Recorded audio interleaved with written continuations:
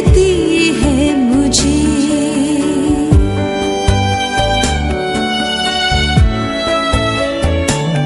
वो प्यारी सलीब दिखती है मुझे, पहाड़ पर खड़ी, कि मसीह ने नदामत उठा मेरे लिए जान दी।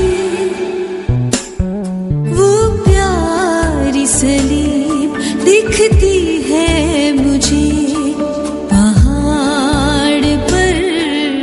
परमेश्वर के महान नाम की स्तुति एवं महिमा हो। एक नया दिन परमेश्वर ने हम सबके जीवन में जोड़ा है। हम परमेश्वर का धन्यवाद और स्तुति करें। सप्ताह का पहला दिन परमेश्वर का आराधना करने के लिए जब हम अपने आप को तैयार कर रहे हैं, तो आइए परमेश्वर का वचन से एक वचन हम पढ़ेंगे। यशायाह नबी की किताब और उसके 6 अध्याय उसके 6 और 7 वचन। तब एक शराब हाथ में अंगारा लिए हुए, जिससे अपने चिमटे से वेदी पर से उठा लिया था, मेरे पास उठकर आया। उसने उससे मेरे मुंह को छूकर कहा, दिख, इसने तेरे होठों को छू लिया है, इसलिए तेरा अधर्म दूर हो गया और तेरे पाप क्षमा हो गए।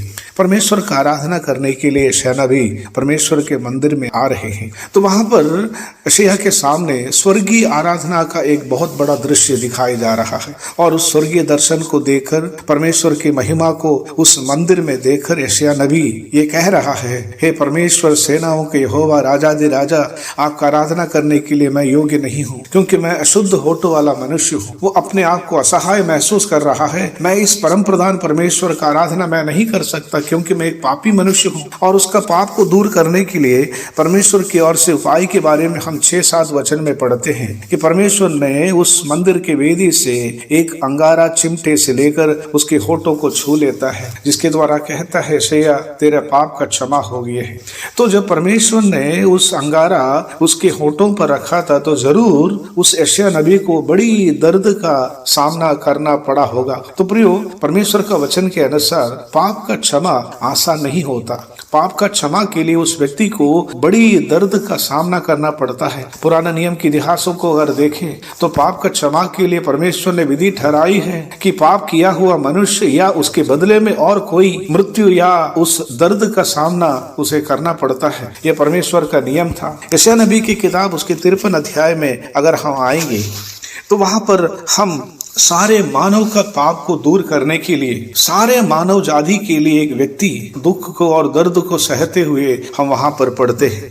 और प्रभु यीशु मसीह के बारे में भविष्यवाणी करते हुए उस किताब में, उस अध्याय में इस प्रकार पढ़ते हैं, उसके 4-5 वचन में, निश्चय उसने हमारे रोगों को सह लिया और हमारे ही दुखों को उठा लिया, तो भी हमने उसे परमेश्वर का मारा कूटा और दुर्दशा में पड़ा हुआ समझा। 5 वचन, परंतु वो हमारे ही अपराधों के कारण घायल किया गया, वो हमारे अधर्मों के कारण कुचला गया, हमारे ही शांति के लिए उस पर ताड़ना पड़ी और उसके खोड़े खाने से हम चंगे हो गए हैं। 3 प्रकार के शब्द उस 5 वचन में है। हमारे कारण घायल किया गया, हमारे लिए कुचला गया और हमारे लिए ताड़ना पड़ी। प्रियो, उस यीशु मसीह को अगर हम देखें, वो इस संसार में मेरे लिए और आपके लिए जब आया, और बाइबल बताती है कि उसने हमारे लिए इस दुनिया का सबसे दर्दनाक मृत्यु को सहा। मेरे लिए और आपके लिए हमारी दर्दों को, वेदनाओं को उन्होंने अपने ऊपर ले लिया। हमारे लिए वो घायल किया गया। यीशु मसीह को अगर देखें, तो प्रभु यीशु मसीह के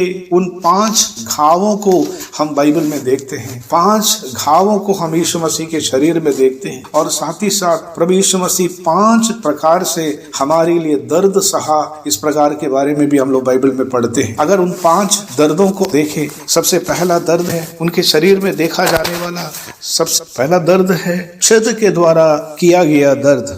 और हम लोग मत्ती रचित समाचार 27 के 30 में हम लोग पढ़ते हैं, वही सरकंडे लेकर उसके सिर पर मारने लगा और लाठी के द्वारा उसके सिर पर, उसके शरीर पर जो छद दिया गया था, वो छद वाला दर्द हम पहला दर्द के रूप में मान सकते हैं। दूसरा दर्द है मर्दित वाला दर्द। अगर हम बाइबल में देखें तो हम जान सकते हैं प्रभु यीशु मसीह कोड़े लाकर पिलातुस ने उसे भेजने के लिए चाहा, उन पर 39 कोड़े लगाए गए।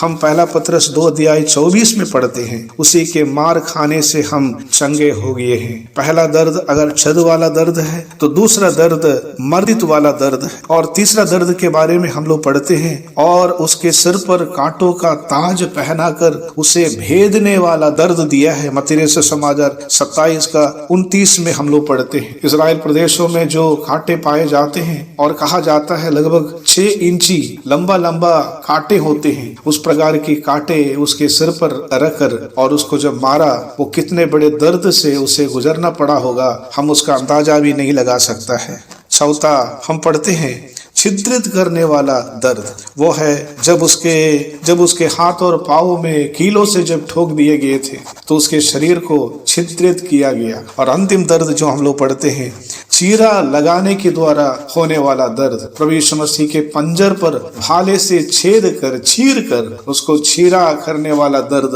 उसे प्रदान किया। इस प्रकार का 5 प्रकार के दर्द के द्वारा प्रभु यीशु मसीह को गुजरना पड़ा। बाइबल बताती है कि हमारे ही दुखों को उसने उठा लिया। उस अनंतकाल के नरक में जिस पीड़ा, जिस दर्द हमें सहना था, जो हाय हाय हमें चिल्लाना था, उस दर्द से हमें छुड़ाने के लिए प्रभु यीशु मसीह उस कालवरी सूली पर मेरे लिए और आपके लिए उस दर्द को सह लिया। वो हमारे लिए वो घायल किया गया, हमारे लिए उस पर ताड़ना पड़ी। आज जब हम उस प्रभु यीशु मसीह का द्वारा पिता का आराधना करने के लिए जब उनकी उपस्थिति में जाते हैं, उनके घावों की ओर हम देखें। C.S. स्पर्जन ने इस प्रकार बताया, हम जब स्वर्ग में जाएंगे तो वहां पर हमारे लिए सबसे बड़े आश्चर्य की विषय यही होगा कि उस वध किया गया मेमना के शरीरों में पाए जाने वाला उनके घावों का जो चिन्ह है, उस निशाना है, वो हम सबके लिए एक बहुत बड़े आश्चर्य के विषय होंगे। तो आइए इस संसार में रहकर और उसकी उस सुंदरता हम निहारे, जिस प्रकार यीशु मसीह ने मेरे लिए और आपके लिए कष्ट को सहा, दर्द को सहा, इतने तरह तरह की वेदनाओं से होकर के मेरे लिए और आपके लिए गुजरना पड़ा। और उस यीशु मसीह का प्रेम और उस यीशु मसीह का त्याग और हमारे बदले में उसने जो कुछ सहा है, उसके लिए हम उस प्रभु का धन्यवाद दें। परमेश्वर के नाम की स्तुति हो।